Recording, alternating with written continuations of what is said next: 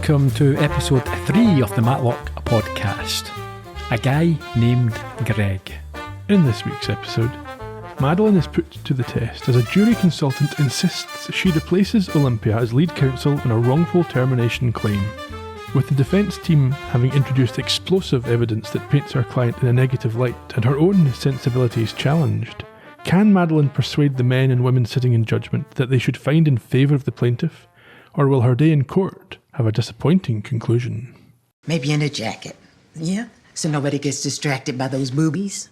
But isn't that the point? I can have my boobies out and it shouldn't matter. Good evening, Ian. How's your boobies? Well, out as usual. And it should not matter. It does matter. It matters very much to me. Put a top on, please. Only matters to you. I've had fan mail. Male fans, more like. Well, exactly. I don't know what that means. It sounded like an insult. It's probably I didn't really not. know. It's probably homophobic. Probably, yeah. You should apologise. Yeah, I'm sorry. I wasn't thinking. Matlock trying a case was a bit old school. Yes. This was an interesting episode. There was a bit of character development that has occurred, which was appreciated because I think some of the, in shows like this, some of the side characters could be very one-dimensional, but we're starting to see a bit more. Exposition boy. Yes. And snarky girl. Yeah. Also, I'm sure, like myself, you have mentioned poker face a number of times in your notes. Well, just once. Just once? Okay. I tried to keep it. In terms of the notes, generally it's still quite a difficult show to note, but I've done my best to streamline it, so if there's any elements missing in our conversation, it's because we've overdone it. Yeah. You can complain on social media if that happens. You find us at Colombo Podcast, where we always are from now on, or at colombopodcast.com, where there's show notes and you can leave comments and so on. Every episode airs 1 week earlier on YouTube at the Colombo Podcast Productions channel, where you can leave comments and you can sign up for your notifications and so on. We also appreciate any reviews that you can leave for the Colombo Podcast on IMDb, on Apple Podcasts, or anywhere that you get your podcasts. All these things are helpful to us, so please do that. Before we begin, a little bit of housekeeping or just general thoughts I had. Another mistake you made? No, well, maybe one. Okay. What was the other? What do you mean? So yeah, no theme. It's been established now. There's no theme tune or standard credit opening. No, but they do use music quite nicely. They do. So a little bit like Colombo. Then there's very few shows I think that don't have a theme or. We've got a theme. We do have. Yeah, one correction. I might have mentioned it. You might have mentioned it. We might mention it going forward, but we've referred to the defence attorney a few times as the DA. But obviously that only applies when he is acting on behalf or she is acting on behalf of the government. In many cases, it's not a DA, it's just a defence attorney. Yes, not so the district attorney. In the first episode, when it was the state that was being sued, would it have been the DA? Yes, if it was the state, I would imagine. But last week, not so much. And this week, definitely not. No. And I've not referred to them this week, so it's okay. That's okay. I've called them defence counsel. It just annoyed me. I think I listened to one of the episodes and thought, we've said DA there and it's not technically correct. So apologies, don't start writing in and telling us. We know. Well, I do. Well. Anyway. And also I was thinking.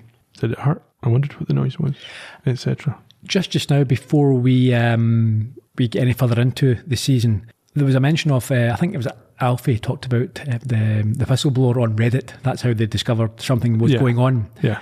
So I'm just going to put it out there. Is it one of the team?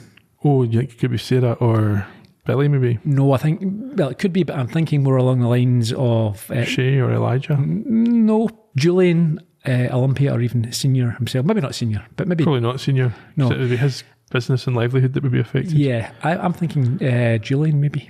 Maybe he's a good guy at heart. Could be. I mean, there's no reason for him not to be a good guy. He's not done anything that we don't particularly like. I think just about every week he's been perfectly nice and reasonable, but maybe there's been a sort of hint at what he has done, but who knows? Exactly. Are you ready? Let's crack on.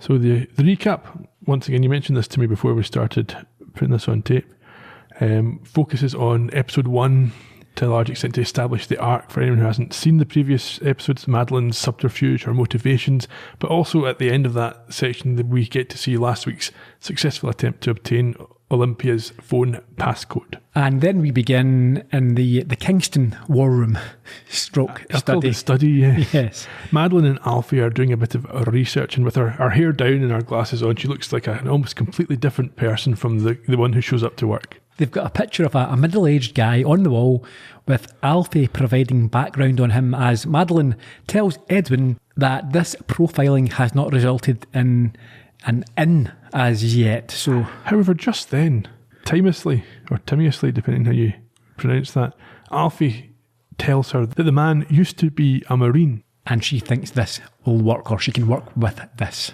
So, as is normal for the show, we skip all the flab and are right into the meeting room where Olympia is leading a discussion about the pool of jurors for an upcoming case. And background information is an area where Sarah is able to shine, as she provides reasons why certain candidates are good or bad choices. And I think, as we've noted, there's a lot to cram into. There's no fat in these episodes. So I think these are the type of scenes which we can probably just skip over. Well, yeah, and not for the last time in this episode in the series. We are essentially seeing two things at once.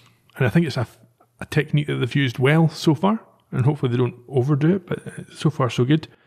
We see Sarah giving her research notes on these potential jurors, as we also see Olympia doing the voir dire and picking the jurors. Yeah, we see them get a demographic that they're happy with. However, Sarah is clearly aghast at Olympia congratulating all three of them and not singling her out for specific praise. Yeah, especially as slightly earlier Madeline was reassuring Billy not to get too downbeat because it's Sarah's thing. She's very needy, isn't she? Sarah? Yeah, she comes across as quite desperate. Well, they're all a little bit emotionally demanding in different ways. You think so at this point Billy is? I think he's pretty laid back. Well, he's pretty down about the fact that Sarah's clearly better at this than him. He thinks, and we see later on that he's got a imposter syndrome. Yes. Yeah. Anyway, before Sarah can say anything, Madeline apparently makes an embarrassing mistake of leaving her phone on, and being too old and incompetent with technology, she is unable to turn it off in a timely manner. And we also make a key discovery that enlightens us as to what was happening earlier on. What's that? The judge is the man that Madeline and Alfie were looking at. Yeah. An angry Judge Boulding bans all phones from his courtroom because of this. And we immediately skip back to the Kingston residence where Madeline is triumphantly telling Edwin that her plan has worked and that the phones have been so banned. As the title and credits appear briefly on the screen, or the title appears briefly. Yeah, the credits take a while to roll through. Yeah. Alfie joins them and reminds her this is only step one, and she still has to get Olympia's phone so that they can access her emails. There was huge potential with this setup to have Alfie as a comedy character that kept giving her terrible ideas that got her into trouble. Yeah. They've completely missed that opportunity. Anyhow, yes, Madeline acknowledges his input and says that this will allow them to access her laptop and therefore her emails. Yeah, I mean, she's very confident of getting access to the phone because she doesn't think she'll be in court. She's pissed off the judge, she says. Yes, so he'll be out of court with Olympia's phone, which is not allowed in the court. And she thinks that even though it's 2024 and folk are very, very paranoid about their personal effects, these folk will just leave their phones lying where she can get them. Even if it was banned, I would just make sure that it was turned off and I would keep it on me. Yeah, or if I wasn't physically allowed it in the court, it would be locked away somewhere. In this business, do you think she wouldn't have her emails on her phone? Why do you have to go through a laptop to get to her emails? Yeah, that's true. Oh, well, maybe, I don't know, maybe it is for this very reason, for security. Yeah. You're not allowed to have it. You can only access company devices on the company network, maybe. Anyway, she's also happy not to be involved in the case because she's not convinced it can be won, as it's a sexual harassment trial which she believes is based on shaky evidence, and that to win one of these you have to be a nun. It's a fairly old school attitude, but maybe correct. In my view, what she says here is not entirely in line with the views that she later expresses on the case. Yeah, but we see that's because she has had a change of heart. No. Her initial negative views on the case, although they're both negative views of the case, are different. So now she's saying this type of case can't be won unless you're a nun, but she's not judging Alex. Oh, she is, because what she says is she's a nice person, but she's definitely not a nun. She's not a nun, but she doesn't judge her for that. She's not saying there's any problem with her not being a nun. Yeah, okay. Whereas later on, it's more like, I thought she was a bit of a... Yeah, but of course, she's talking to her family here. She doesn't have to express exactly what her thoughts are. No, but I just wonder if what she says later on are her true thoughts, or if she's playing up to what she wants to do, or what she wants to achieve by presenting herself in a certain way. We'll get there. The question really is how much of what goes on a day-to-day basis is engineered by her and how much of it happens to her. And I think that's one of those things that we kind of need to keep an eye on as we go through. At the office, we meet this not nun the next morning as Maddie advises her on suitable attire, as we heard at the top of the podcast, and she apologises for the phone debacle the previous day. Sarah has concerns. Well, sorry, we should say that Alex is quite light-hearted. She seems a nice person. Yes, so the quote that you heard at the top of the show, we didn't play the bit where she says it was she was teasing Maddie. Yes. Essentially. Yes, so Sarah is still upset about the three of them being acknowledged for the work on the research the day before. But she tells them that she was playing 3D chess while they were playing tic-tac-toe. Normal chess is 3D. That's not anything exceptional. That's just playing chess. Yeah. I mean, okay, chess is more extreme than tic-tac-toe in terms of a strategy game, but you don't have to specify that it's 3D. It doesn't. So as opposed to playing, it's harder 2D chess in a newspaper. Yeah. You can't actually move the pieces. 3D chess is the simplest version of chess. Okay, fair enough. Anyway, Madeline tells her that she shouldn't raise this with Olympia because, obvious reasons. Yeah. But it's not enough to deter Sarah, who is determined. And at the same time, we see that Maddie has spotted Olympia's phone on her desk. So in her office, Elijah asks her about the split. And while she knows he means the jury, her answer is about Julian, where she admits that they're getting on now, but the jury could go either way. So her attitude to Julian is interesting when you compare it to what his father said.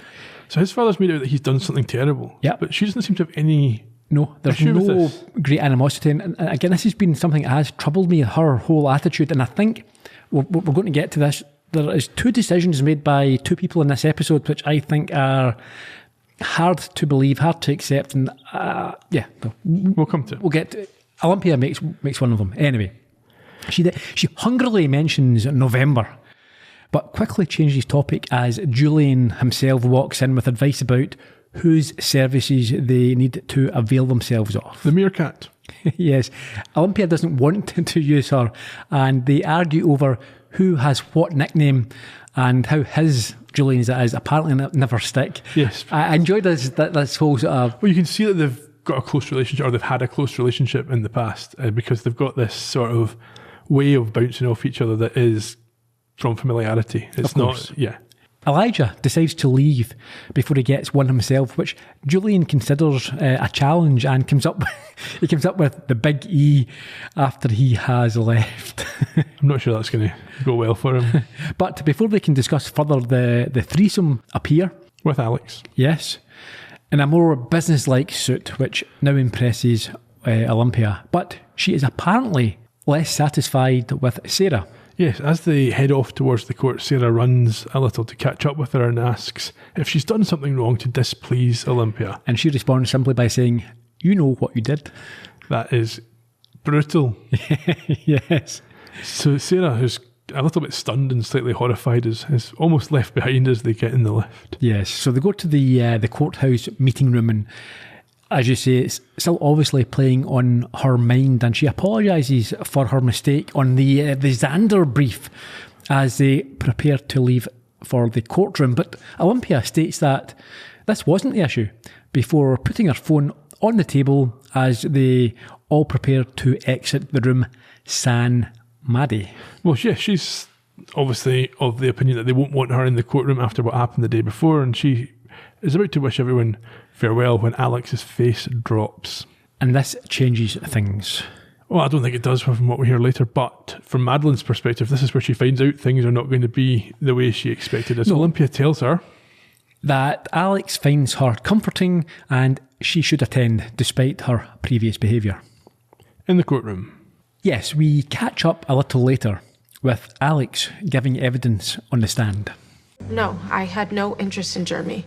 I wasn't attracted to him. And more importantly, he was my boss.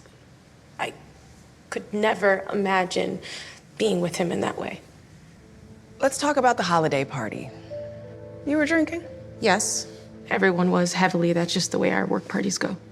And when did you first encounter your boss, Jeremy Brooks? Early on, he came up to me, complimented me on my dress, how it made my body look banging.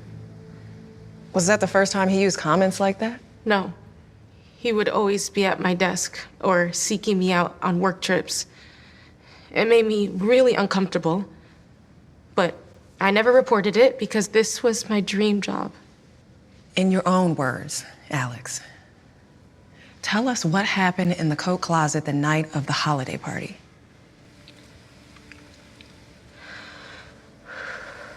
Well, around midnight, I started to feel sick, so I went to go get my coat. And Jeremy followed me. And he got handsy, I guess you would say.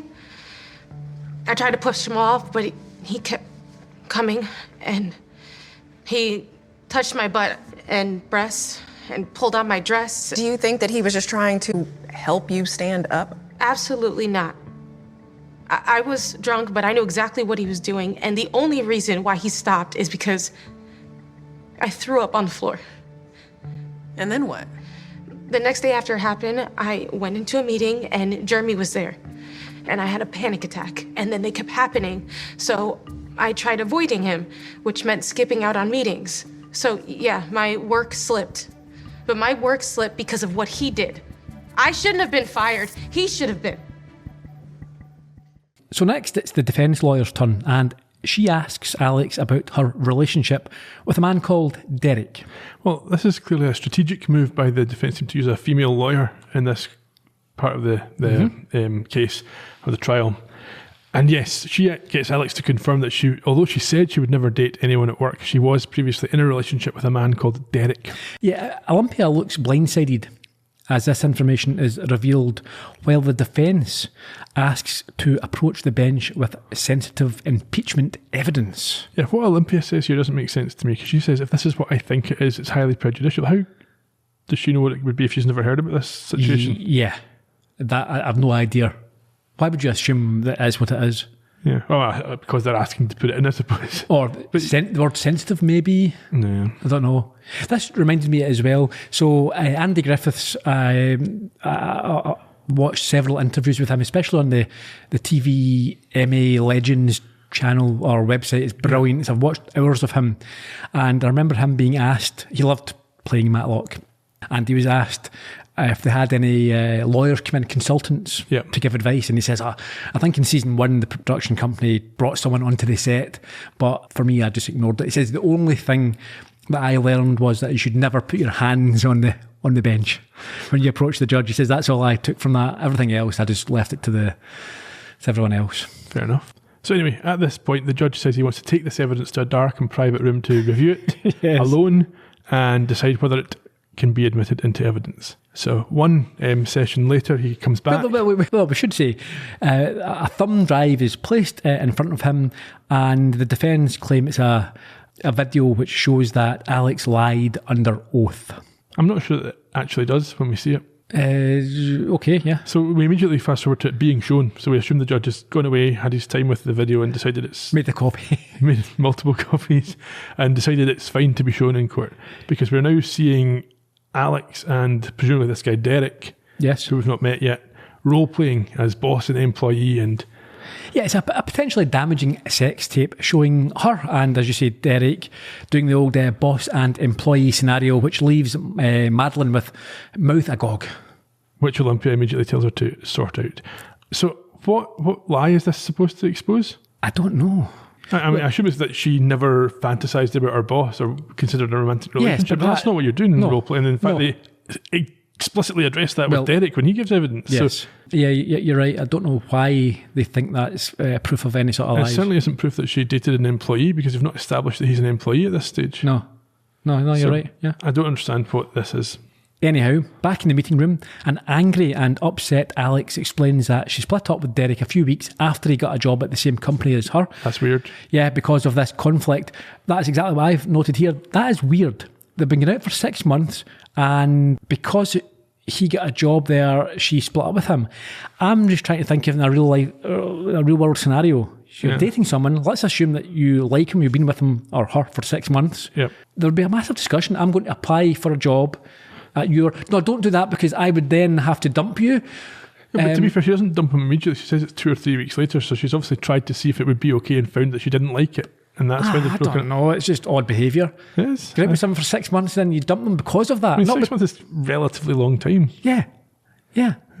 These generation It's just Z people. It's weird, and it gets weirder. Olympia's even stranger than her in terms of her apparent decision making, which we'll get to. Okay. Madeline insists that she won't judge, but Olympia knows the jury will. So after getting the nod from Billy, He gets the nod from Madeline. yes, his recommendation is that as the defence have played dirty, they should attack Jeremy. I mean, this is hardly a revelatory idea. It's like, oh, let's, And these attack type their of witness. that's what you do. yeah, In exactly. fact, literally your entire case is based on his bad behaviour. Yes, it's not playing dirty. It's just, It's just the case. Why is this played up as some sort of genius stroke of... I don't know. I didn't like that bit. And so, through some research, it looks like he was doing court-ordered community service. And while he doesn't appear to have a criminal record, she wants the threesome to do some digging.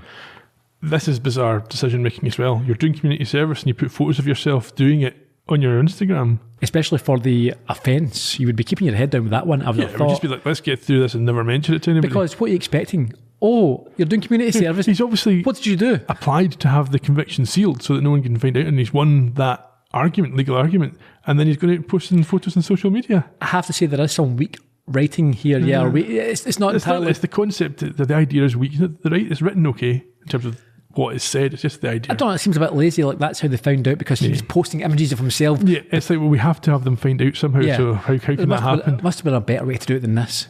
I don't believe that he would want to promote the fact that he was serving or being punished for this particular crime. And the other thing is they don't want to show Billy as being corrupt or his family's being corrupt officers. Well, it has to be above board. I've got massive issues with the morality, certainly, and maybe even the legality of it, but we'll get to that as well. But what they've tried to avoid is him just saying to his mother, find out about this guy for me, or find out about all these people that we're up against for me. Still, I think there's issues. Anyway, Olympia thinks this is a great idea, which deflates Sarah, obviously because she's praising Billy, and then sighs that she needs to lure the meerkat. So Billy then, as he is wont to do, provides some exposition to Madeline, telling her who the meerkat is. Who is she? It's Shay, the firm's jury consultant, a human lie detector. Yes, this obviously worries Maddie. It does worry me as well. Is the idea not copyright? Well, Ryan Dodson will be on the phone. She does sound very much like Charlie Cale from Poker Face, But without the potty mouth. Without the potty mouth, and I think that this would be a great career, a great job for Charlie. It's certainly better than playing poker. As we discussed, it shouldn't actually work. It wouldn't make any sense. But a jury consultant would be perfect for her skills. Yeah, I think it would work out quite nicely. Better paid and more reliable income than poker hustling. Madeline, who's obviously lying constantly, is very concerned about this and asks whether she's one of those pheromone people. Yes. They enter the police station and she's rambling about how she does her thing, but is interrupted when a female cop pretends to arrest Billy and tells him that he has the right to remain adorable. Oh. Yeah. It turns out it's his sister Natalie, and his mother Grace also works there as a cop who already knows who the famous Maddie is. I love the fact that she calls her his work abuela, Granny. Yes. Yeah. So again, a little bit of insight here into Billy. He's obviously talking a lot in very positive terms about Madeline. Yeah. She reveals, Grace, that Jeremy does have a record, but... Oh no, she doesn't say that. She says it's sealed and she can't even say if he was convicted. That's still a record. It's not a criminal record if you're not Doesn't convicted. say it's criminal, you can have a record. Okay, fair enough. Yeah, there is paperwork, which is a record. Okay, fair enough. Okay. But unfortunately, it's sealed. However, she does also confirm that the vest in the images is state issued. Yeah, I've got issues just with this. Just her giving up any information. As a cop, if you're not involved, you can't access... We've seen it in the UK, and no doubt it happens in other countries as well, but recently where there's high-profile cases and cops have accessed the information. They've not done it, it's just curiosity. Yeah, they got fired. It's been high-profile murder cases in this country, and they've not done anything with it other than have a look. Yeah. They just want to be nosy. You can't get involved, or you shouldn't be getting involved, or passing on information about cases that don't involve you. Accessing the files if you don't have a good reason. Yep. Certainly not to give it to lawyers. Yeah, it's definitely questionable. But If I was Jeremy's defence, I would be, and I found out about this, Yeah. I was looking for a mistrial or to be thrown out based on any of this evidence. well, exactly. Anyhow, Billy and Sarah and Billy's mother head off to gather the information about the supervisor for that week's or that period's community service. yes. Whilst Madeline is left with Natalie and asks about this human lie detector and isn't put at ease when she tells her that people like that work for bougie law firms for big bucks. People that don't exist. The people don't exist to that extent in terms of their abilities, but I'm sure jury consultants in America do. They've I think got some insight and they can read certain things. But Yeah. yes, but they're I mean, not we do have flawless. Yeah, we do have the sort of nonsense of body language experts apparently in this country as well. To be fair, this character, Shay, when you actually meet her, isn't presented as having a superpower. She's just got good instincts and is quite smart. That is borderline superpower. She immediately can tell if someone's apparently But not, it's not telling the truth. instinctive. It's not just you don't tell the truth and she's like, oh, you're not telling the truth. She's got, your pupils did whatever, you're sweating or, that sort of thing. I must say, I really enjoyed the character and I'd like to see, hopefully we'll see more of her. My favourite thing is when she just sticks her head round a corner. Like a meerkat, yes. In Olympia's office, we meet Shay. Who we immediately note is very assured of her own abilities and her worth, and is not shy in making them known, which Olympia has to put up with because she wants to obviously use her services. There appears to have been an incident in the past that they both refer to at the Gramercy Tavern. Neither of them clarify at this stage, and the clarification we get later on doesn't make sense. Okay. She tells her that she's thankful for her putting her pro bono hours to the case, which she remarks she is sure she is because this sex tape will have cost her 6 of the jury. So do you know how this works in America? They have to do a certain amount of pro bono. Why she got these pro bono hours? Is that part of the I deal? don't know. Maybe it's part of our contract, but maybe it's just part of your training. Maybe like over here you have to do training hours. So you have to do CPD and you have to keep it updated. Whether that's the same sort of idea here if you're earning, I don't know. You have to give something back. Or maybe it's just company policy. Okay. Someone will tell us, I'm sure. We then see her visibly move the photos of the jurors into yes, no, or maybe groups on a whiteboard. Yeah, there's no maybes left and there's only a couple of folk in the yes. She also twists the knife a little by advising that had she been called sooner, she would have had a bigger juror margin to play with. Yeah. But tells her it's all water under Gramercy Tavern. Is this This is the incident. which is obviously a personal history that she is unhappy about. At this point, the 3 sidekicks arrive back and Olympia introduces them to Shay. Or Shay to them, I suppose. Yeah, we see that Maddie attempts to hide behind the other two, which only draws Shay's attention to her. She's skulking. Yes. Olympia sets him off to talk to Marla, I think her name is, the park boss. We never meet Marla. We don't need to. But she orders Madeline to stay behind to sit with Alex in order to repair the damage done to the jury, with her shocked expression at seeing the sex tape. And as well as that, Shay asks Madeline why she looks so nervous. Which I think it's not the last time she's going to do this. Okay, but before that, I think she obviously insinuates that she didn't like the contents of the tape, but Madeline says she's happy to show support for Alex and her orgasms.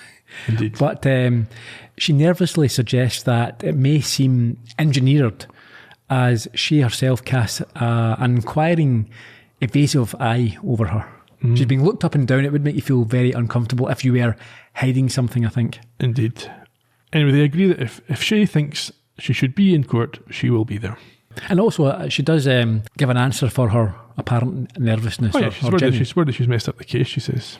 But she's obviously not worried about that at all. Although that's another thing we should maybe bring up. It's the fact that she's putting this woman's case in jeopardy to fulfil her own ambitions. Yes. I've got, again, big issues with this, yeah. We're back in the court, and we see Madeline sitting next to Alex as instructed as Olympia questions the company's HR person, who firstly states that they, as a company, looked into the allegation against Jeremy, but it was dismissed when they spoke to him and concluded it was all smoke with no fire. She also states to the defence that there were 4 negative reviews logged about Alex before she came forward to complain, 2 of which were from a senior VP named Mathers. Sharon Mathers, and we then meet her as she gives evidence that Alex submitted late reports of poor quality, full of mistakes, and also missed meetings. However, she did not grope Alex, which amuses the jury. Yeah, everyone laughs at this. I don't think it's appropriate at all.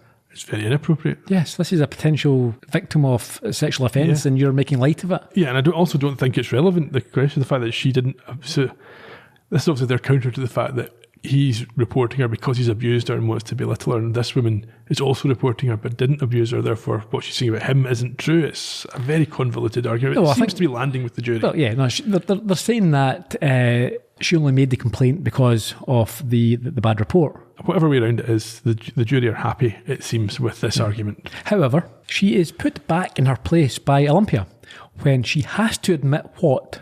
Alex's poor performances only began after the party. Yes, she never had any disciplinary or performance issues prior to that. The next witness is a colleague of Alex's, we think, or yes, former colleague. I think it's a prosecution witness who says... Well, it's no prosecution, it's not a criminal case. Well, plaintiff's witness. Plaintiff witness, yes. Who said that Alex was drinking at the party because of Jeremy, and missing the event would not be an option due to the company culture. Yeah, it's a party culture. If you don't show up, people notice. But the defence gets a final dig in here, and I think it's actually a good point. It's a weak... I think she's a weak witness. No, I thought the point that the defence made here was self-defeating. Really? So the implication that they're making is that she complained about Jeremy and wasn't fired for it. Yes. So if multiple people are complaining about him, that makes it more likely that he does these things. But obviously, from the company's point of view, it's like it's not a reason for us to fire someone. Sorry, no, they're not saying that she has complained about her. She's saying now that she is supporting Alex. She's not in fear of the repercussions from him. That she's comfortable enough to say this and without fear of being fired because of speaking out. Okay, I thought the implication was that she had complained about him and hadn't been fired for it. No, I don't think so. I think they're just saying that she is turning up and going to say something against him, and that obviously there's no fear here of being sacked because of it. Maybe. Back in the office, we've got Shay and her board of jurors again. Yes, she moves around the pictures to show that all but two are now in favour of the defence. I think this is what I thought we had earlier on. Yes. She's moved all the swing jurors to the other side. Yeah, there's none in the undecided camp. The problem that she's noted is that they don't like Olympia and she cannot win them back. Yes, through body language mumbo jumbo, she explains why and puts the blame firmly on Olympia herself. But she does have a radical solution. Maddie, try this case. No, that's ridiculous. Amen. Hallelujah. I'm rustier than a pitchfork in a pool. Moving on. Agreed. Big if, the jury prefers Maddie, it's because she's been pulling focus. So the answer is not to involve her more, it's to get her out of the courtroom entirely. Did you find anything? Got confirmation. Jeremy was convicted of a crime and it was for groping, which means a history of forcible touching. The park ranger is willing to take the stand and she has all her notes from back then. Wow. Okay, fill me in on the way. We can still make it to Bolding's chambers before lunch ends. Has anybody seen my phone? Grabbing lunch at Gramercy Tavern. I'll look for it there. See you back in court. Oh, shoot. You know, you should go ahead. Judge Bolding was a Marine, so he runs a tight schedule. I just took a page out of Sarah's playbook. No, I did a little research on the judge after the phone incident. Sorry. My dad was a Marine. He died recently. Anyway, please, my phone.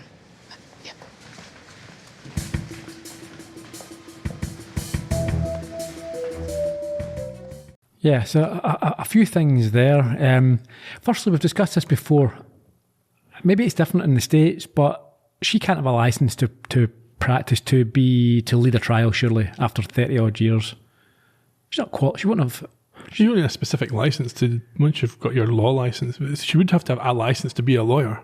You pass your bar exam, you get your licence and whatever else. That's not the only problem with this part. You've got this supervisor who has kept notes of people with sealed convictions in a notebook at her house. That sounds Did they say at her house? Well, they said she still has her notes. Yeah, in her drawer at work. So she's still doing the same job and she has it all recorded. Maybe?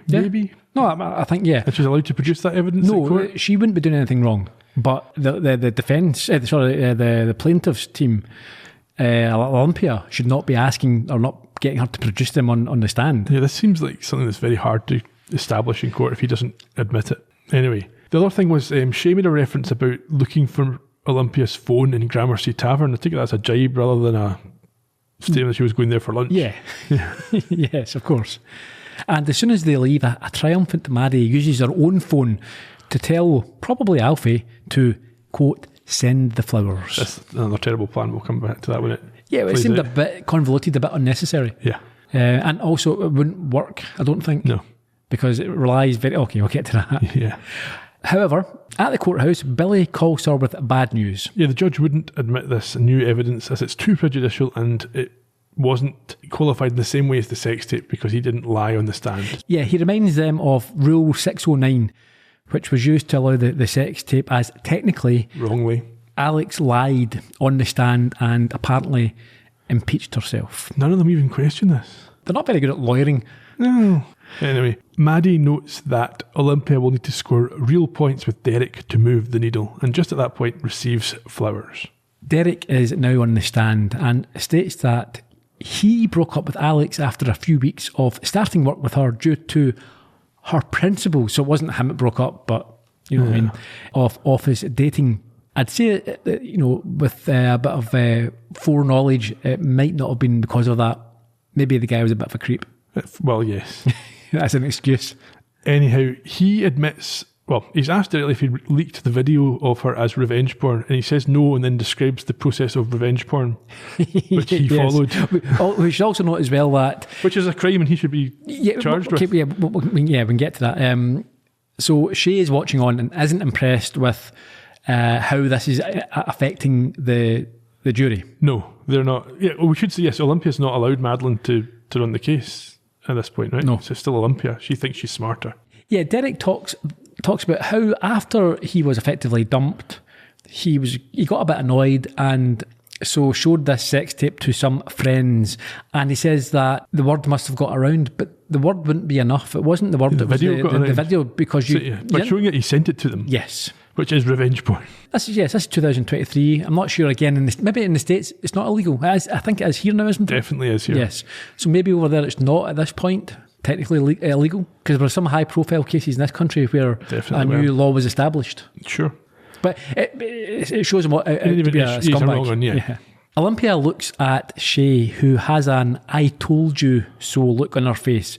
But Derek does give some good evidence though, because he admits that these fantasies were not realistic, they weren't based on real desires. Yes, he says in fact that they're doing things that they would never do in real life. That's maybe a bit of an exaggeration, because you can say never what. Maybe you go to a place and you do fancy your boss and you Did you like the list of role plays that he went through? Yeah, they're pretty tame, weren't they? Almost vanilla was the phrase. Very vanilla. Yes. Did you see the juror yawning at this point? This is what upset Sarah and obviously Shay as well. And so in the corridor, Olympia tells Shay that they do need Madeline. Yes, she's noticed as well, obviously. Yes. Back at the office, Madeline is dicing with danger. Yeah, so at the reception for their floor, she hands over the flowers to the floor receptionist, and when she's asked about the unsigned card, tells her that she can still probably catch the delivery guy before he leaves. She says she heard they were for Olympia. Yeah. But why does the receptionist care about the unsigned cards? Oh, no one signed them, we'll leave them for them. Yeah, you would not. He certainly would not be running after the person. And what's he going to tell them anyway? Yeah, it's not signed. I'm just a delivery guy. Yes, the card's the card. It's nothing to do with me. What you would do is, if you wanted to, is phone up the company, and see who sent it. Or if there was a card, and then they can get in touch with whoever sent them. Yeah. But yeah, the receptionist would not meant to be anonymous. Yeah, not every set of flowers. Yeah, I don't put my name on every set. Just the ones to my wife. Yeah. Anyway, yes, as you say, the receptionist does toddle off down to the main entrance. Toddle off? Is that because she's a receptionist and you are a mad shagger with your girlfriends and wives? Eh? No. Well, we came to the 70s here. It's because she toddles off she doesn't high heels. Is she wearing high heels? Probably. She's a receptionist. As they do, yes. They do, yes. Toddling off. Let's move away from stereotypes. The receptionist heads off to find out what this delivery guy might know about these flowers, and Madeline slides into the office and slides the board of jurors across the perspex to protect her. However, we see at the same time that Olympia is heading up in the elevator with the twosome, Shay, and is obviously not in a good mood. No. So we think, the impression given is that Madeline has timed this badly. She's left it too late to order the flowers. Because you get slowed down by two-factor authentication, and but she gets a little time back as Olympia is stopped by Elijah, who asks her to tell Julian to stop. This is brilliant, I thought. That's my favourite line. Stop calling him Big E because it sounds like Big E and he doesn't realise it. That was good. He also asks about the case, and Olympia fills him in on the workplace romance issue, and he reminds her that is why they are waiting until November. This whole setup's weird. Okay, this is utterly contradictory, and I've got problems. I'll get to more problems in the future, but right now, waiting to November is still a workplace romance. Yes. Just because she's divorced, you're just having a new romance with a new colleague. They're going to have this conversation later on. Yeah, but what does he think at the moment?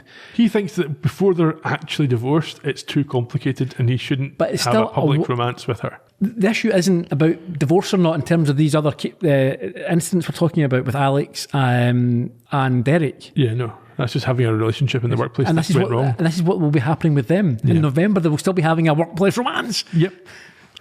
Anyway, Maddie has found the emails to I think it's the Welbecker.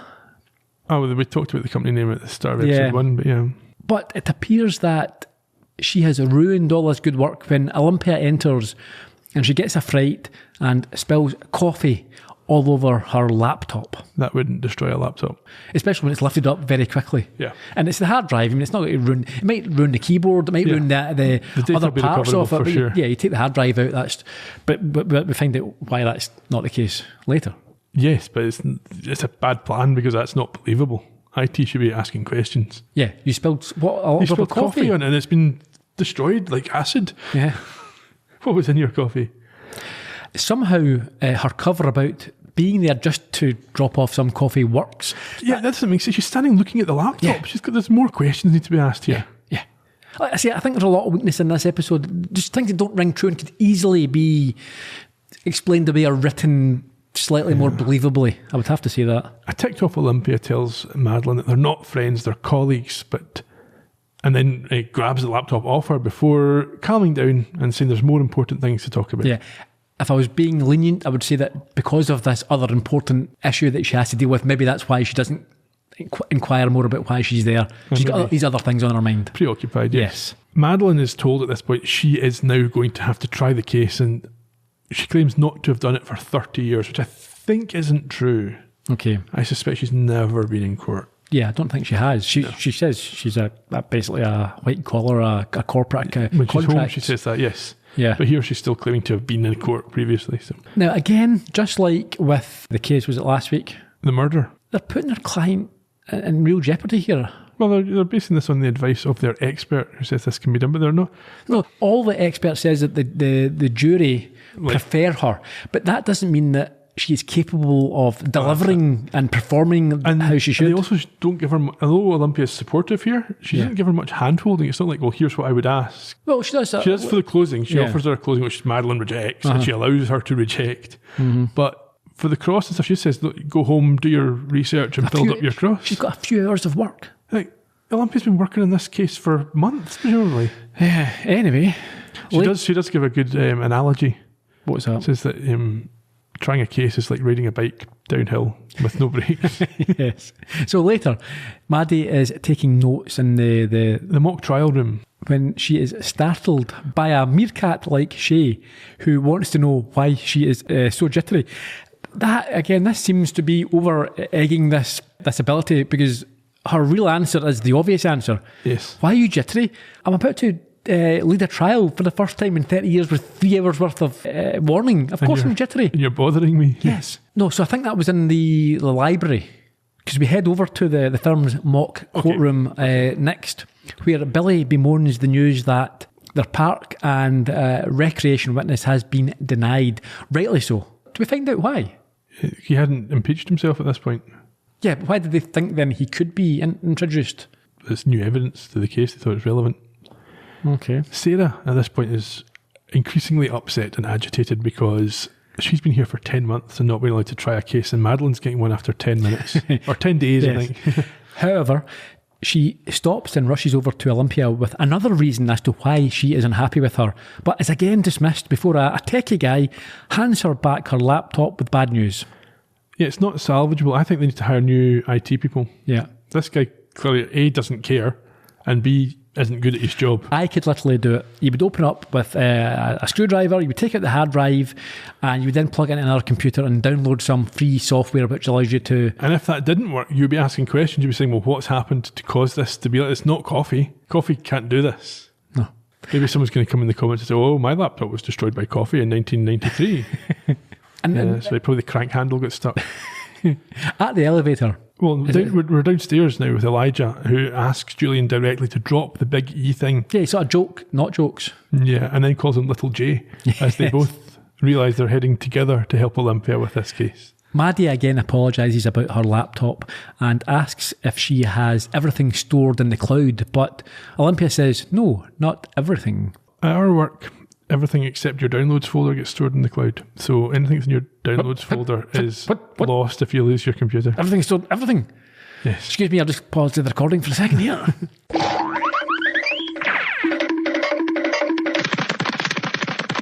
And we're back. Phew.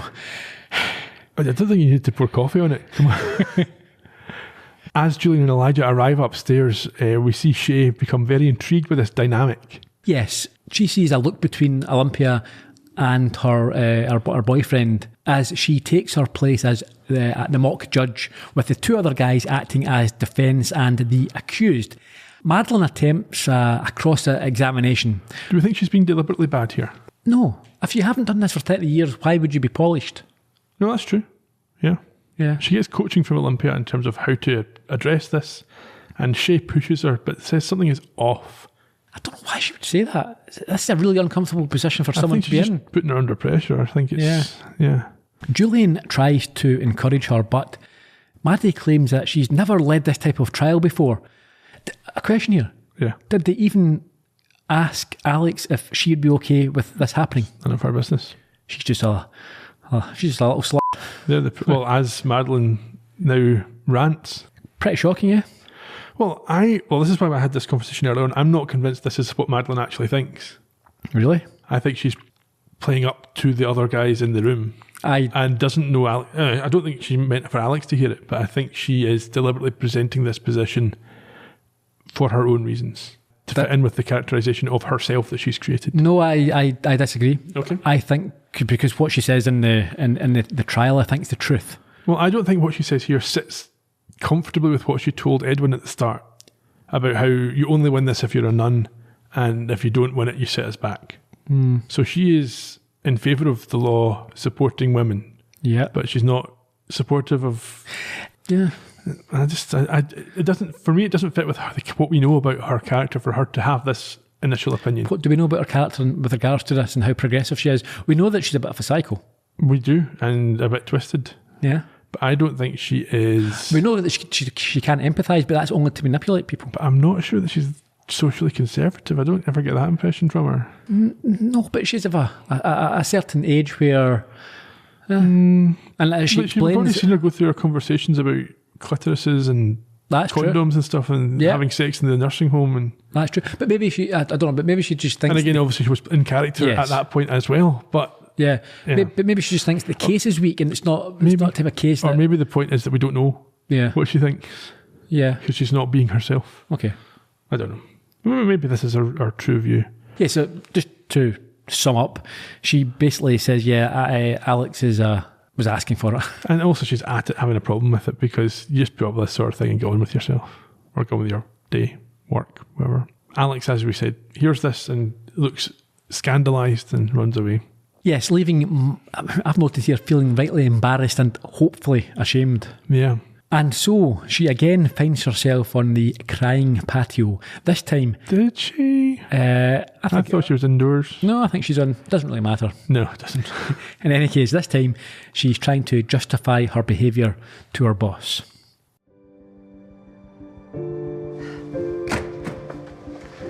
I'm so sorry. It's generational. We just put up with different things, then... Maddie, I don't care what certain things you did or did not put up with, or what you did or did not miss out on as a result, which may or may not contribute to the fact that you had to go back to work at 75. The only thing I want my daughter to have to put up with is extreme professionalism. Yes, I could have chosen a different client. I could have chosen a more perfect client. But I want this win on the books because Alex is messy. And I want my daughter to be able to be messy. You think that? Is that what this is about? Your daughter? I assume there is some sort of issue since your grandson is living with you? The issue is his parents died in a car accident. I'm sorry. Now, this isn't about me. Exactly. Or your feelings. So, put them aside. Just like I had to put mine aside and accept the fact that despite all my experience or the fact that I am 2.5 times better than everyone around me, I have to let you try my case. I never wanted to be there. Yeah, well, guess what? After your phone went off, I had to have you there. Because some jurors laughed. And I didn't want them to think that I was being mean to the sweet little old white lady who made a simple mistake. How can I make this right? Go home. Brush up on procedure. Build your cross step by step. And tomorrow, don't just give them hell. Give them the damn heavens, limbo, and everything in between. Because Alex deserves a win.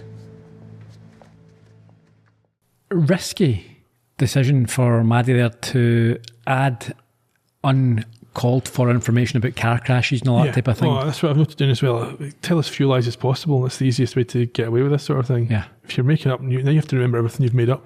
But then remember we saw in the first episode that Alfie keeps track of the lies that she's told. So maybe this is like we saw him edit the news report saying that she'd been attacked in the subway and stuff like that. It just complicates things. Yeah, you're adding, and now you need to remember everything that you've said. Yeah. Because otherwise you could get called on it at any time.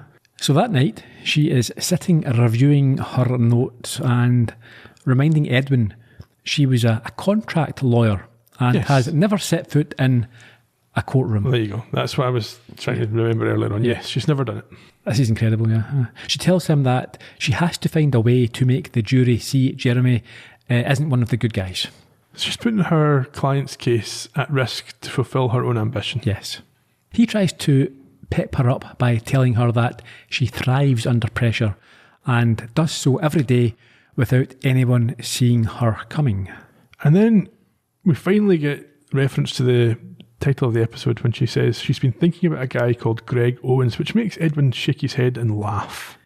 Well, I've described it as a contemptible chuckle.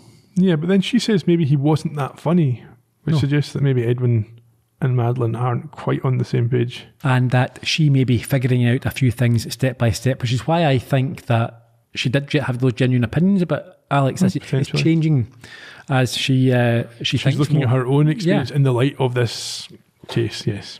So we cut to Maddie about to cross-examine, and she takes a breath as she rises anxiously. She pretends, I think, to bumble around a little bit before asking Jeremy why he hired Alex. Yeah, it's a little bit Columbo playing dumb, isn't it? Very much. Get the jury warmed up for you. Yes. He accepts that he gave her a job because she was a strong candidate and a good person, and then is asked to define a good person. I was waiting for objection. This is a ridiculous question. It's irrelevant. Any good lawyer here would not be allowing him to get involved in this nonsense. And it's also not... Yeah, so the lie that he tells, it's more of a lie than what Alex came out with, but he says a criminal's not a good person and he is a good person, therefore denying that he's a criminal. This black and white, if you're a criminal, you're like Nelson Mandela, a criminal. Yeah. There's no, why would they say such a thing? I would be saying, well, it depends. Some criminals are good people. Yeah. They make a mistake, perhaps, or they commit crimes for a very good reason. Yeah. Also, that Madeline's trying to play up to the judge's marine sort of rules side of things. So, but I don't know what evidence it is that she's asking him to admit. It's okay for you to ask about this? No, she's getting him to lie. Yeah, but what's she asking the judge to do? She goes at this point to the judge and says there's sensitive impeachment evidence. Yes. What's the sensitive impeachment evidence? She doesn't have evidence. She's just going to ask him to admit it. Yes, it's about the lock. Can I ask the question? Is essentially what she's doing. She's not introducing evidence. No. She's going to ask him, and then he's obliged to tell the truth or say no comment. I plead the fifth, which is At which point she'll then bring in the woman from the park with her illegal diary. Maybe, yeah. I don't know why he even admits it at this point, but I suppose. Yeah. So what happens is just to be clear here, he says that he's a good person. He says that people with criminal records are bad people. And then she says, well, are you a good person? Yes, I am, which is a lie according to his logic. That he's just established, yes. But I think, let's say, flimsy. My defence would be all over this. Yeah. In that case, saying, stop this is nonsense. Irrelevant. Yes. Also irrelevant to the actual claim, which is for wrongful termination, not for sexual harassment. Company. Yeah, it's not a criminal conviction. He won't be convicted as a sex offender here. No, and even if he did sexually harass her, it's still possible for them not to have wrongfully terminated her because her performance did drop. No, but what I would say is no. If it dropped because of that, then that would be wrongful. But they could argue... Well, they're not establishing that, though. Exactly, that's what I'm saying. So it could be just a coincidence. Yes. That's what they could argue. Well, but they don't. No. Jeremy, at this point, saves a lot of trouble by just admitting that he is a deviant and has a conviction for forcible touching. Yes, and we should mention, so the Marine judge said, well, rules are rules, and refers back to 609 where he has impeached himself by lying. Back at the office, Olympia congratulates Madeline on getting the evidence in through the back door, but this makes no sense to me. They've travelled together from the court to the office, up in an elevator, and then when they get to the room, she says, well done for that thing you did an hour ago. That's a sort of trope of movies and TV. You see it all the time. Yeah. I always find it egregious when it happens. Yes. They would have talked about this before now. She mentions that she has emailed her own closing argument that she can use. But Madeline tells her to get lost. She's got her own one. Yeah, you wouldn't want to read it. It wouldn't seem authentic and natural to be reading out someone else's work. Word for word, yes. But if she's just giving you a bullet point list of key points to address. Yeah, and so slightly surprised, she's told to use it as long as it wins the case. Well, yeah, maybe a little hurt as well, Olympia. Maybe feeling that she's not being acknowledged as someone who knows what they're doing. Yeah, perhaps, yes.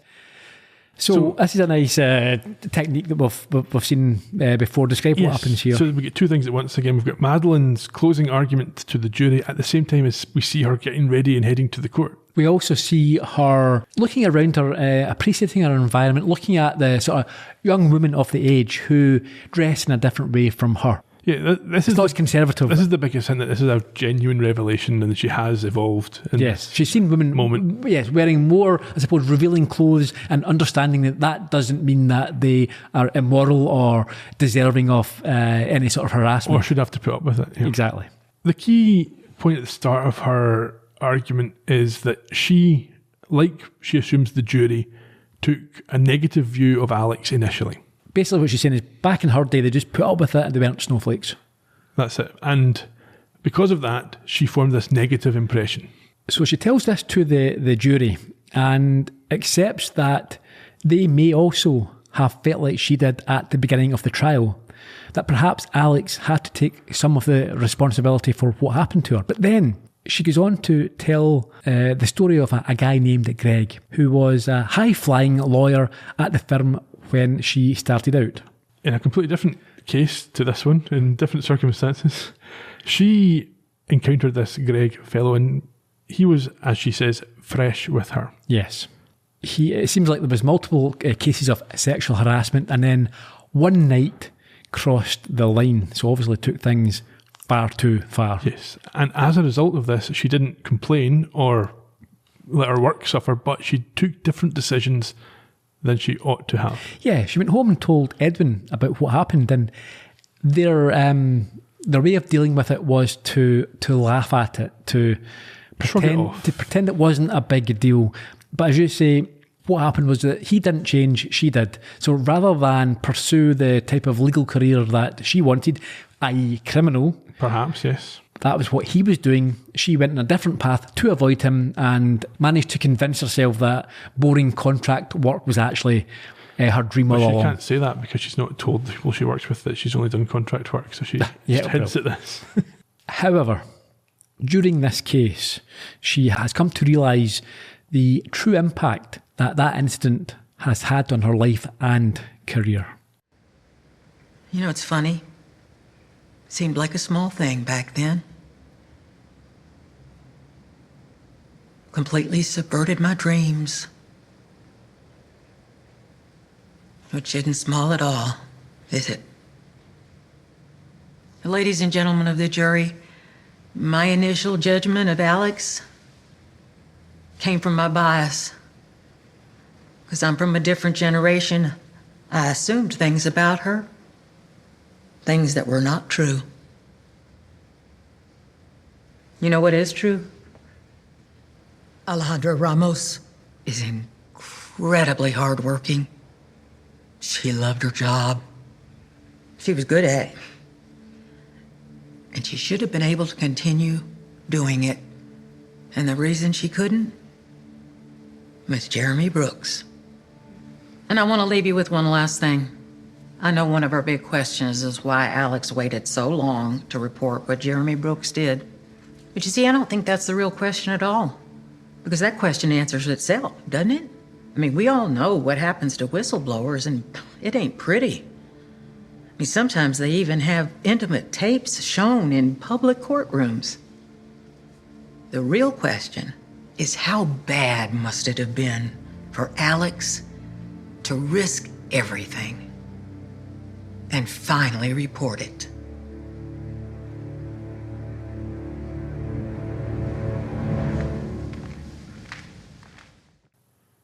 At this, Madeline sits back down, and both Olympia and Alex are trying hard not to high-five her. Well, Olympia compliments her and says, "Good job, counsellor." The jury come back, so we skip ahead to the end of their deliberations. Mm-hmm. And they've got a question.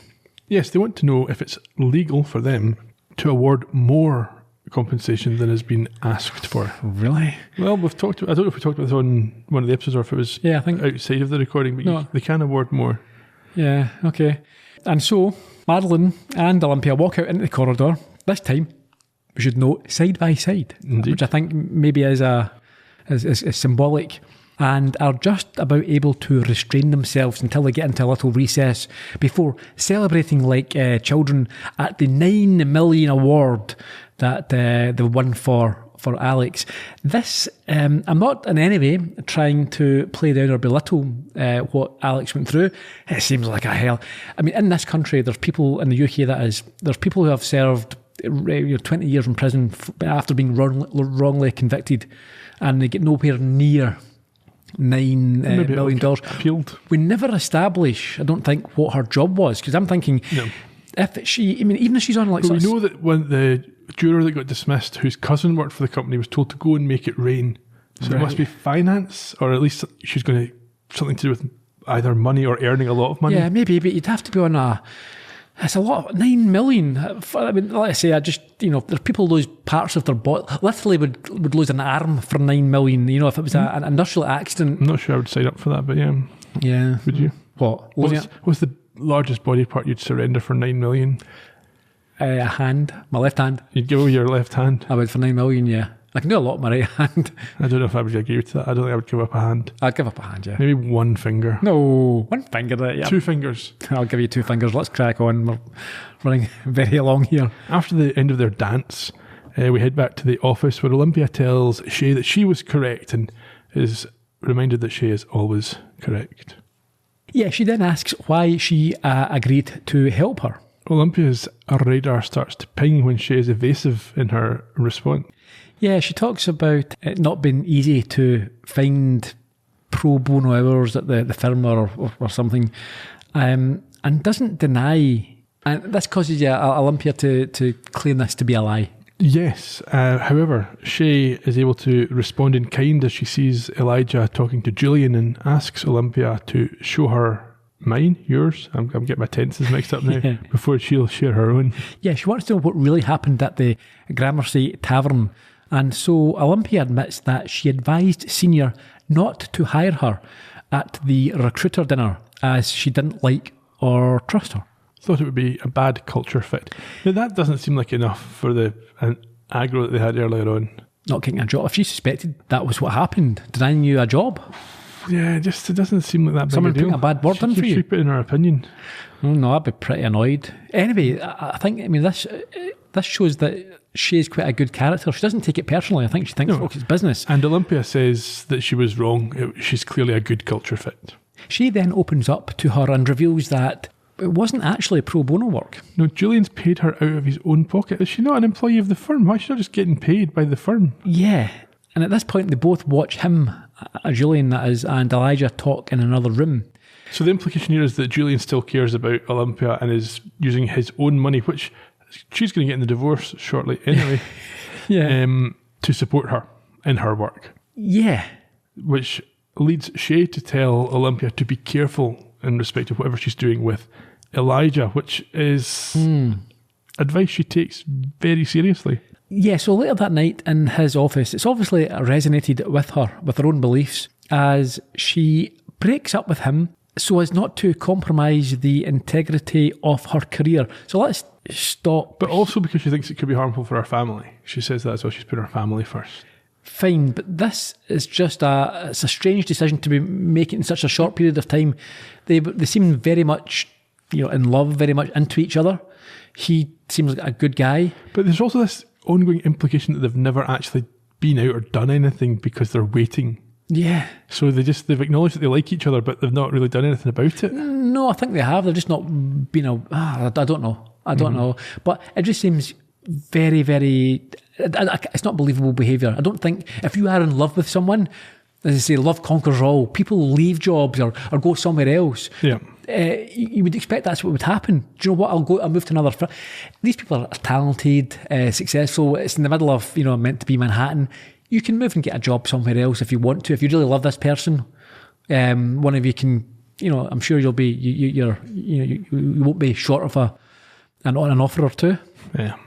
So they can't be that into each other if they're both I think willing. they're maybe playing at it a wee bit, yeah.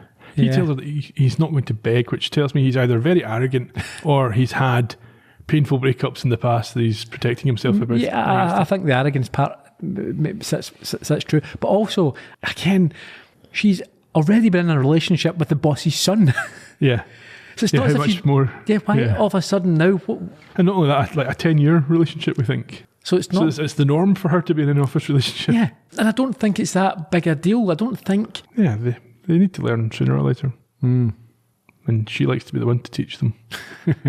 On her way out. But she also says that Julian will be pissed. Again, we've not seen this at all from him, that's his character. But he could be maybe flips if he feels jealous. But that's what I'm saying. Hint at it somewhere. Yeah. You can't just say it, yeah. Everything about Julian just seems like, I suppose what you're saying there is paying out his own pocket, maybe hints at how much he still, loves her or... Isn't over the... There's never any indication that he's trying to win her back. No, and then the implication is from his father that he's done something so bad that would never be on the cards. Yeah. But there seems to be no bitterness. No. And it doesn't really make sense from either side. They seem to get on very well with each other, as we saw last week when they were sort of holding each other's hands. And just a relatively amicable breakup with no ill feeling. Because the fact is they both work together. They've decided they can both work together. Yeah. And are. And his dad's there as well. Yeah. I mean, you'd have thought she would have left. At that point, like this is my ex's father's firm. I'm going to, I'll go somewhere else. But she's happy to stay. Yeah. As Olympia leaves, we get a bow on the Sarah situation. Tell me about it. So Sarah comes up and says she's finally figured it out. The problem is that she puts too many exclamation points in her emails, which is juvenile. That would be a good reason. It would be. Olympia says it's not that. No, a somewhat tired Olympia tells her that it's the fact that she has offered up so many weaknesses without question, which means that she can't trust her. Well, she's so eager to get ahead, she's allowing it to cloud her judgment. However, she does offer a yet with a smile which seems to soften the blow. It's reassuring. Yes. In the U3 office, Billy is admitting to his imposter syndrome. Maddie praises him for his discovery work and jokes that his mom has been sending her baby pictures. And we find out a little bit more about his insecurities when he tells her that it was she, Madeline, who won the case, not him. He's also got this sort of inferiority thing about having been at the city college instead of an Ivy League university. But Madeline quite rightly points out that makes it more of an achievement that he's got to his current position. She also compares how he's acted to Sarah. Yeah. So he says that if Sarah had done what Billy had done in this case, she'd be looking for a corner office. Yes. But he won't even say wham bam, thank you ma'am. And it's quite funny because he says, I don't think you know what that means. Yes. Clearly she either does and it's part of the characterisation, or she genuinely doesn't. I don't think it really matters either way. It's funny. Also, she says, that it's the cop connection is the only reason they get hired. He says that earlier on, yes. Okay. She tells him this is all nonsense and lists his attributes and tells him not to be embarrassed about the route he took to get there. Yeah, he's required for exposition. She then makes him produce his diploma, yes. currently out of sight diploma, and promises that they will hang it up the next day. But before she leaves, she is again made to feel uncomfortable as she spots the meerkat staring at her. Really clever stuff. I liked it. However, Madeline isn't that bothered, because we next see her back in the study at her house, where Alfie's simply advising her to stay away from Shay, which she is happy to do. Yes, as he sits down with the contents of Olympia's computer in front of him. How's he got this? It was destroyed by the coffee. Yes, we see that this coffee spill was deliberate and allowed her to swap out the laptop for an identical one. I've got a lot of questions about what happens next, or one big question about what happens next. So, Olympia, Madeline notes, was worried about something that hadn't been backed up, and Alfie thinks he's found it. It's a hidden file in a zip drive with no name. He, at her prompting, opens it up, and it's a voice note from her father giving the same advice that she gave to Madeline earlier on. In the crying patio. Well, earlier on. Crying patio. Wherever they were. Crying patio. In fact, yes, it was there. It was that point, about not just giving them hell, but giving them the heavens, limbo, and everything in between. And an irritated-looking Madeline just says, we're not friends. So, my guess here is she's putting up barriers here to stop herself liking Olympia because she feels emotional about this. That's the only explanation. At first I noted I don't get this. Why would she be annoyed by this? So I think you're right. I think that that sort of got her in the heart. Yeah. She felt a bit emotional, and she's had to say, no, we're not friends. I am here to potentially bring you down. And I can't get close. She also can't feel bad about having denied her or taking this file away from her, and she's now not got it. I think that must be what it is. The voicemail from her now dead dad. Yes. And that's how we end. I thought it was a fun but quite a powerful episode that handled the subject matter fairly well. Yeah. I mean, and I suppose quite realistically as well, it's not all black and white. It's not all, we all agree this is wrong. There are people maybe with different views, with older, outdated views, and we saw that being challenged. And How dare you say they're outdated? They're coming back. And it was good to see that real, genuine character development from Madeline, I think, because most of what we see is... a small bit of character development, but weighed against the fact that she's also still putting her own interests ahead of everybody else. It was also nice to see, as we said at the top, a bit more depth to the supporting cast. Yes. And the introduction of the meerkat was brilliant, and I'm hoping we see more of her. Do you think that she's onto her, Shay and Madeline? No. I mean, I can't think... When you say onto her, I think maybe she thinks there's something off, but no more than that. Okay. Yeah, the only issue I had... Well, not the only issue. But the main issue I had was how both Alex and Olympia handled their relationships very coldly. Yeah. Anyhow. Do you remember, did we recap the case before we do the trivia or after? No, I'll do it just now anyway. Okay, so the main case in this episode was a claim by Alex Ramos against her employer, who was named briefly, and I don't remember who it was, for unfair dismissal or wrongful termination after an incident of sexual harassment by her boss, Jeremy Brooks, although he's called Jeremy Stone on IMDb for some reason. After Madeline takes over as lead counsel, she's able to lead evidence that Jeremy has a previous conviction for a similar incident, and in closing, persuades the jury that women shouldn't need to put up with this, and Alex specifically shouldn't have had to put up with this and was wrongfully terminated. Alex wins the case and is awarded $9 million.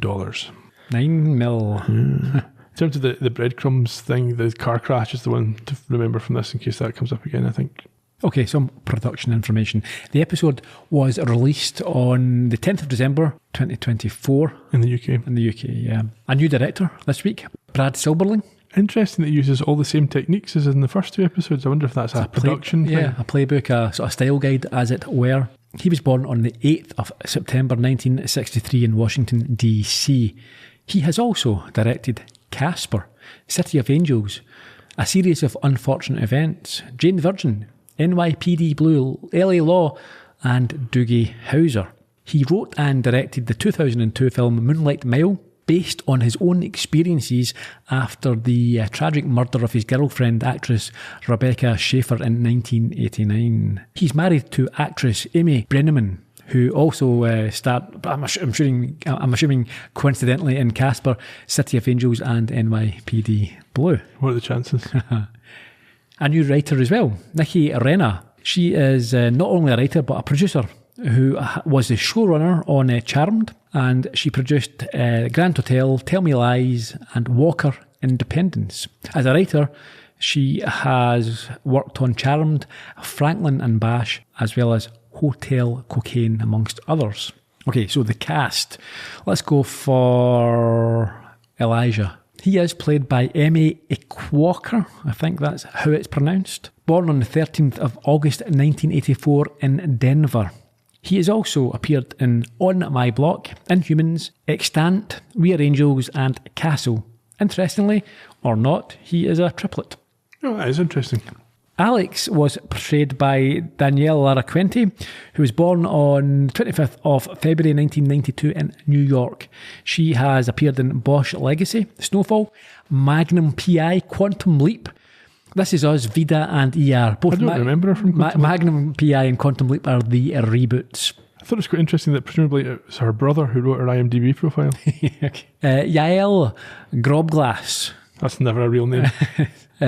Played Shay Bainfield. She was born in Paris, France, on the 31st of May 1984, and you may have seen her in Jane the Virgin, Supergirl, Rain, Split, or Ha-E. Ha what? E. Okay. Big E. Big E at the end of that one. The Marine judge was Chuck McCollum. Born in Torrance, California, he's also a casting director as well as an actor, and has worked on The Lincoln Lawyer, Beverly Hills Cop Axel F., Criminal Minds, SWAT, Euphoria, Brooklyn Nine-Nine, House and Modern Family. And finally, Sleazy Jeremy was played by Chad Coe, and he was born in Detroit. He's 6'5" and had a college basketball scholarship. I think injury paid to a career in that game. That and the forcible touching. Yes. He has also been in Modern Family, Colony, Matador and Abbott Elementary. One final bit of trivia. Sure. There was a nod to the Harry's Law theme when Madeline questioned Jeremy. What's Harry's Law? Is that a series? Harry's Law starred Kathy Bates as Harriet Harry Corn, once a highly paid patent attorney who lost all drive and was fired but found a new passion in being a criminal defence lawyer and running her office out of a shoe store. Interesting. Also, from kind of similar. Might look into that. I like the sound of this. Never heard of it before, to be fair. No, I hadn't either. Next week, what have we got? Next week, Madeline has to make a personal connection with a recently widowed client in The Rabbit and the Hawk. Oh, okay. Until then, cheerio. bye-bye.